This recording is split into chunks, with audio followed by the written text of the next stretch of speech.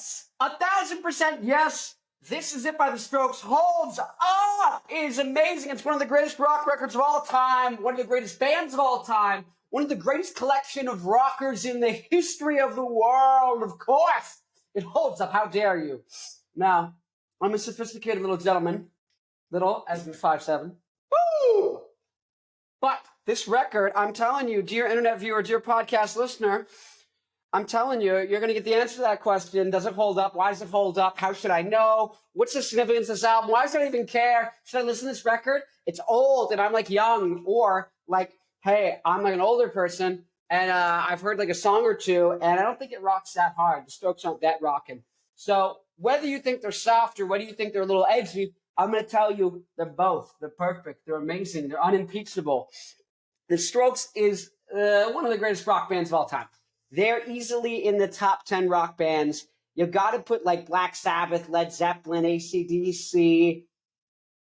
But then I put the White Stripes, I put the Strokes, talk Seven Nation Army, talk Last Night, talk Someday, talk... I mean, the Strokes, it's one of the most iconic bands of all time, and they brought back rock in the early 2000s. And there's a reason, you know, the Strokes is the band. There's a reason they're still around, even it seems a lot of those guys, they don't have their heart still in it. But even when they half-ass a record, it's better than most people's records. And this record is the peak. It's the start of that. It's funny, too, because it proves that nepotism does work. Okay? But nepotism in the sense that you have successful people with good taste, and they have connections, and they just have time to sit there and write good music. And what do? They write good music. And so anyone can do that. Anyone can engineer, you know, you could save up money, you could become a lawyer and work for 30 years, then you're in your 40s, 50s, and then, but you could be a weekend rock star, right? Like anyone can engineer time for them to rock out. You could cut out other things, you could cut down on like drinking and partying, you could, you know, trim back your social life, just really hang out with the people who care about you and work on rock music. Anyone can do it, but these guys sure did it. These guys made an incredible album. So whether you're a longtime rocker wanting to know what Gen Z thinks about rock music, or you're a Gen Z rocker looking for some good music to listen to, some good recommendations, a way to get into some albums, some things that you maybe haven't heard before, but sound cool, you're in the right spot. You're at The Rock Show with Connor Farrell. Okay? How could you not be in the right spot? No, but seriously, today we're going to break down Is This It by The Strokes. Share this video with a friend. Stroke that share button. And have it stroke into the inbox of whoever you're friends with. Whoever is lucky enough to have you as a friend, because you're a wonderful rockin' person here. So, I first heard, like, the singles off this record Someday and Last Night when I was a kid, listening on the radio, and I was like, these are good. But I don't think the Strokes is my favorite band. They didn't rock as hard as Cage the Elephant or the White Stripes. So that was my thought, right? Hearing the singles from all these bands on the radio, or even early Arctic Monkeys. But I was like, these guys are really good. Then, my senior year of high school, I started my band, Black Licorice.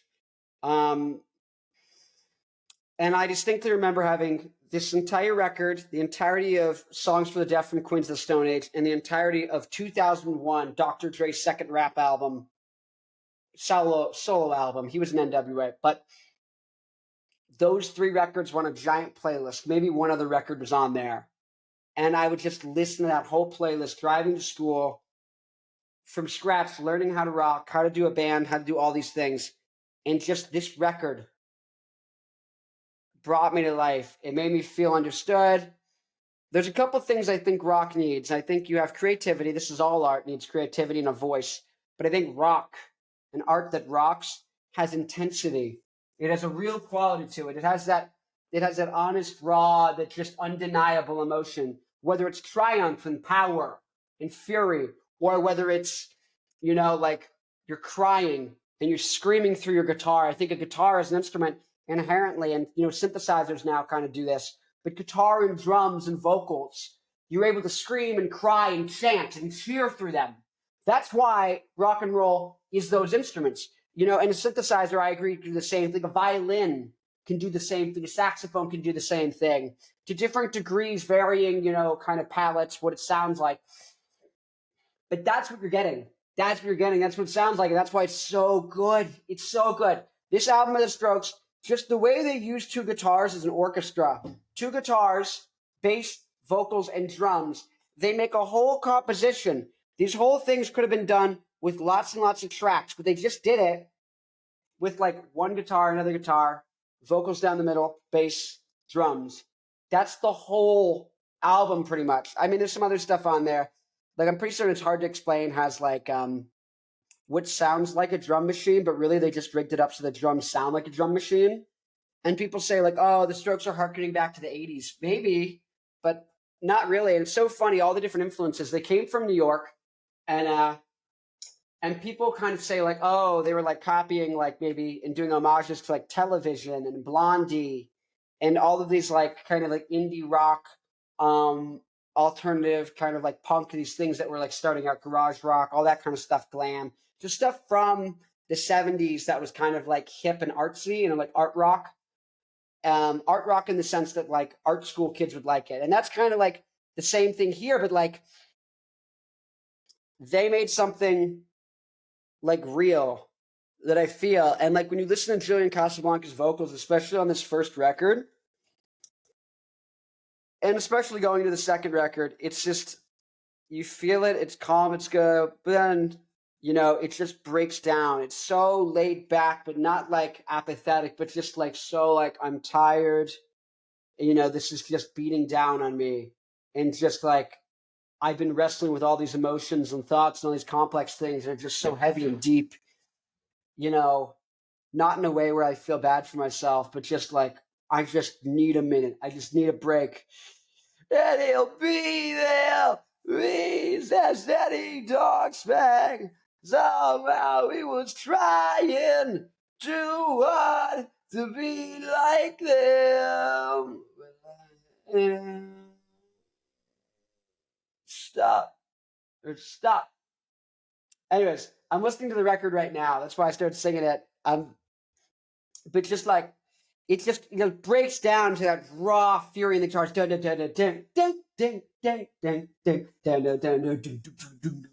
The way the things come in, this is what AM from Arctic Monkeys just rips off. It's this idea of the things coming in and out. But here the guitars, like the drums are changing up the groove, getting to like a faster cadence as it's building up. And it moves like a basket for more. Oh, yeah. Oh, but that's it. It's true. It's real. It's them. It's all these people. And I know Julian Casablanca wrote the songs. I didn't take no shortcuts. It's so hooky. It's so good. I think a lot of this record, they do a trick that I love is, this is not even just rock, but just in general, is you have a verse where you have, a melody, and then after like 2 or 3 repetitions, you go to a second verse melody, and the verse has 2 melodies within it. That keeps it interesting, keeps it engaging, and maybe you change up a little bit, like one of the guitars is doing, or the drums are doing, you add a little bit of a thing, or the bass comes in halfway through the verse, or drops out, or it goes from playing like do, just as a do. They know how to drop and have contrast and have change, but still keep it moving and keep it fast and keep it dynamic. They know how to have these vocals that are actually intense. They know how to keep everything upbeat, but still like, you're crying, you're bleeding, you're cheering, you're fighting a war, you're running through the valley. Like, this is one of the greatest records of all time for a reason. There's a reason this record brought back rock, and you watch them live at $2 Bill, I think in 2002, when they were working on, or they partially recorded the next album, Room on Fire. And just watch that video. Watch the Strokes live at $2 Bill. MTV, I think, aired it. And it's just like, oh my God, that's the way you need to take this band in. You need to watch them live, from that era. And it's just so powerful. And you look at the lyrics talking about, like, I just lied to get to your apartment. When COVID hit, I was listening to Alone Together. Like, everyone was gone. Everything was breaking apart. like my high school kind of like, social group and whatever I had going on kind of just dissolved. And I had this band, and my band dissolved, and my family was like, "Hey, let's go to Arizona where our relatives are." We were in San Diego going to high school. Um, and so we did that. And my brother, who was in college, who played bass, was, living with us now. He's back from college because quarantine. And my cousin was still here in town. He played drums, so I thought, screw it. I was going to go record, 4 singles for the band. Why didn't I do it just now with my people here? And so the biggest inspirations, like especially starting the band, I thought, how would I liked the Royal Blood idea of having, one, basically having a rock duo where one person plays the drums and the other person does guitar or bass, and you put it through effects so that it has the other instruments. So if I was playing bass, I would have effects that go to my bass amp, and then effects that put the bass signal up an octave and send it to the guitar amp. So I could trigger the guitar to come in, and I could trigger the bass to come in. And or vice versa, that I could be playing guitar and I could actually trigger it so then a low octave bass version comes out of a bass amp, but it's just the two of us playing. And what I thought was, how could I do what the Strokes are doing with 2 guitars, but how could I do it on 1 guitar at the same time? So the Strokes have this thing they do, especially on the first record, where it's like Albert Hammond Jr. is doing chord, chord, chord, chord, chord, and then oh my god, I forget his name. He's going do do do do do do do do do do do do do do. He's doing another melody that's kind of like an angular, catchy 3-note thing. And so I thought, what if I could go da da da da da da da da da da da da da da. What if I could, hit it, but then I could just throw the high note on, so I could simulate having 2 guitars. Now, when you've got a distorted sound and you are just playing a 1 guitar, it's harder to pull that off. It just sounds like you're playing like chords instead of playing an underlying chord and then another guitar playing a melody. So it didn't really work super well. You can go listen to our song Licorice from Black Licorice. That's my band. You can kind of see where I was trying to do that. But yeah, just that idea of having 1 guitar doing one thing, holding it down, the other guitar, doing another voice. It's just like they're the prototypical band, prototypical just like rock band that's just good. And there's a reason everyone's like, "Oh, you're trying to copy the Strokes." And that's the thing is like, I feel like a lot of bands, I think that's kind of true, is a lot of bands for the last 20 years are trying to copy the Strokes, but they're copying the wrong thing.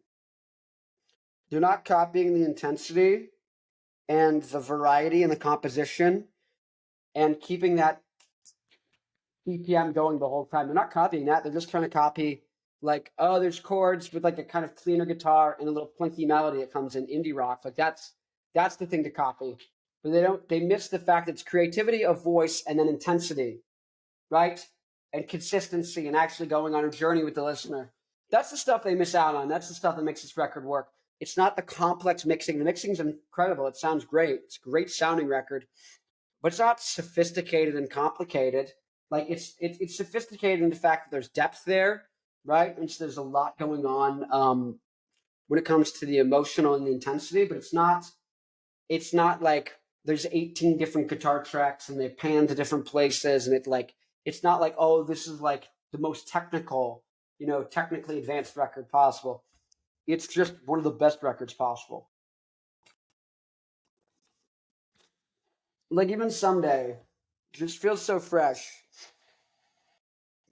It just keeps playing, around with these ideas, keeps playing around with things. And so like there's a reason this record, when Arctic Monkey started out, I just wanted to be one of the Strokes.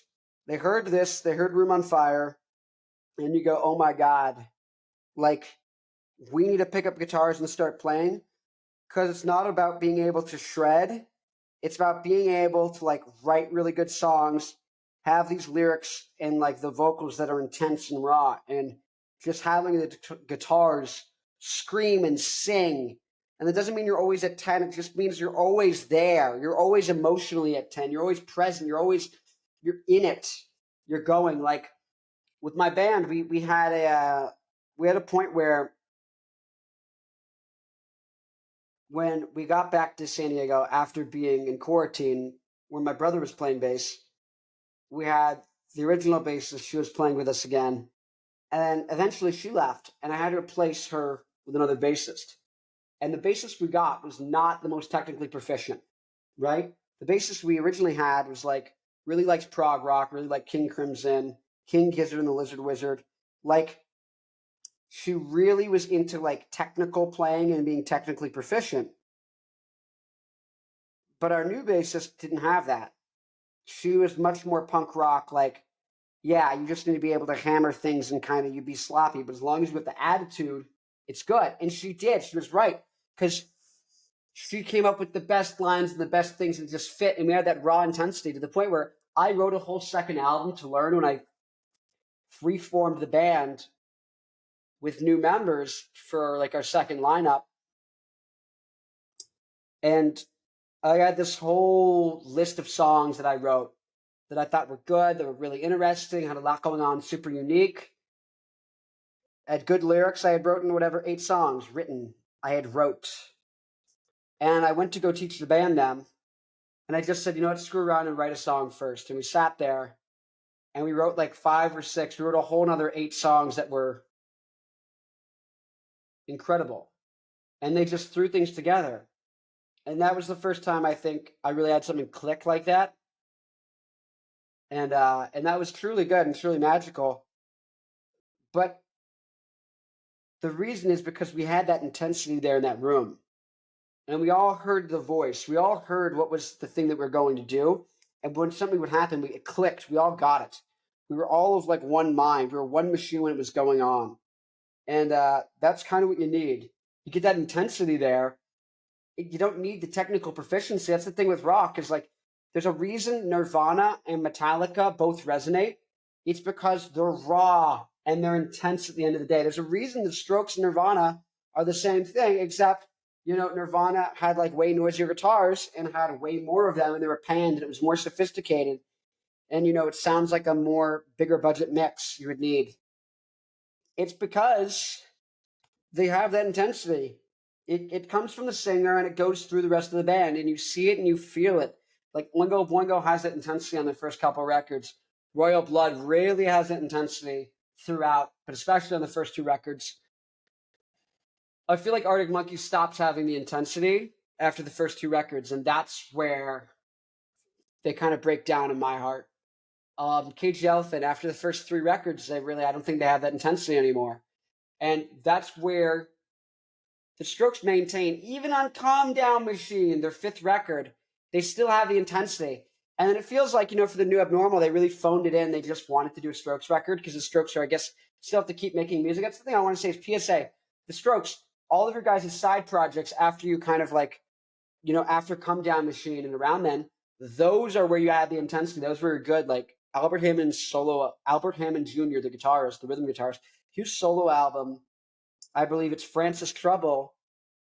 He's so intense and so good, and that's where he keeps that up, but that's not where, his side project, Julian Casablanca, has the Voids.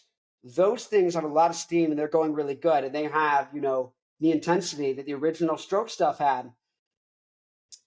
And make that music, but you don't need to make the New Abnormal. You don't need to make another record when you don't have the intensity there, when the band just doesn't click anymore. You can just be a band that had 5 really good records and can go and play them, and you can just keep gigging and keep playing live.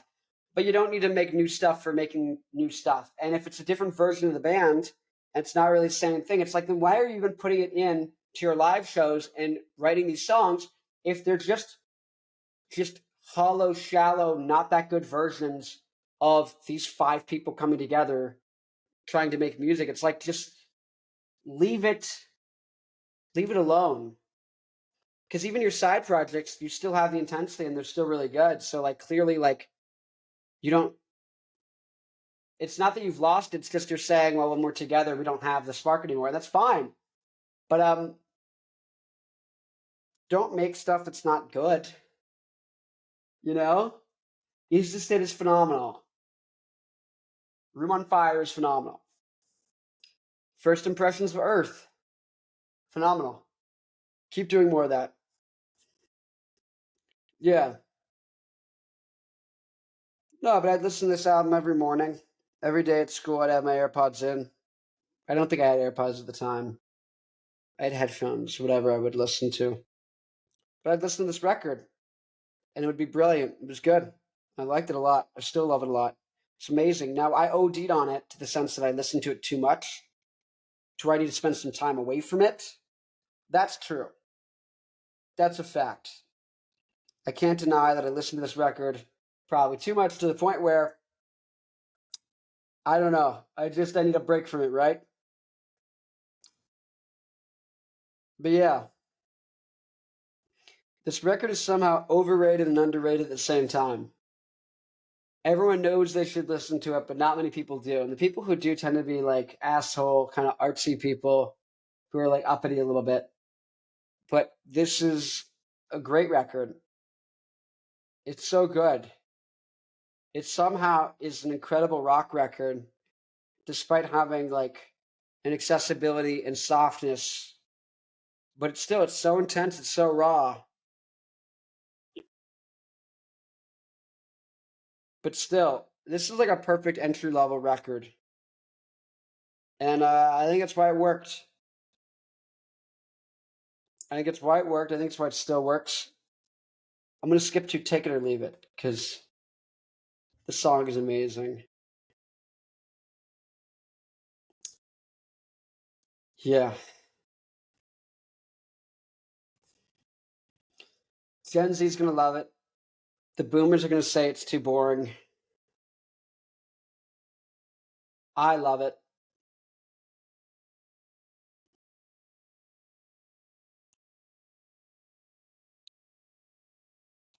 This is the best era of seeing the band. The lyrics, I mean, they're real. Talking about shit that's real. That's why it's good. Who's a similar artist? If you like this, listen to the first Franz Ferdinand album. Listen to Is This It, of course, right? The second Strokes album, really good. Third album, really good. That's where you go like, oh, they feel like they need to reinvent themselves to a certain extent and like try new things, which is fine.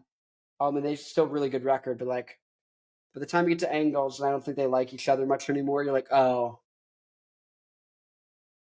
you know, I think the best is behind us in terms of like 10 out of 10 perfect albums. That's okay. You don't need to be a perfect rock band for 30 years. You can make 3 really good albums. Like Agent Orange made an incredible album. And then their second album is fine. But their first album is incredible. And likewise here, like you can make 2 really good albums and then not need to make more music. You know what I mean? And sell more records. It's just like, why wouldn't you just get other people in the studio and collaborate with you that are like really good? Why wouldn't you just spend the time? I don't get it. It's like if you really wanted to be good still, I don't know. The Strokes though, they're at the point where they have such god status that they didn't need to make the new abnormal. They didn't need to shit out a record they don't give a shit about. You could just play Is This It at every single show, then play the entirety of Room on Fire, and then play the entirety of the third record, and a little bit from Angles and a little bit from Come Down Machine. That would be a 2-hour concert. You could do a whole tour of that every single year for decades and decades. And then, since that's 2 hours and you might not want to play that long, you cut out, half of it, only play an hour long set, right? So then you could just switch it up every single night. You could constantly play new stuff, start with different things, end with different things. And then if you're really sick of it, then don't tour anymore. Don't tour anymore. Or write good music. Write a good new album. And then we want to hear it. Write a good new album. Primus did this with the Desaturating 7. They wrote a really good album because I think they were tired of doing, being Primus for the last 30 years in a row. They wrote something new and something different, and it was incredible.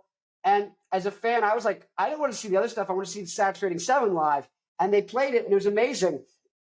It's almost like you feel like some of these bands like don't even like remember. Like listen to your record and really feel like the anger and the aggression and the intensity and the beauty and the rawness that was there, and like make that your guiding light to be like, oh wow, this new shit is dog shit.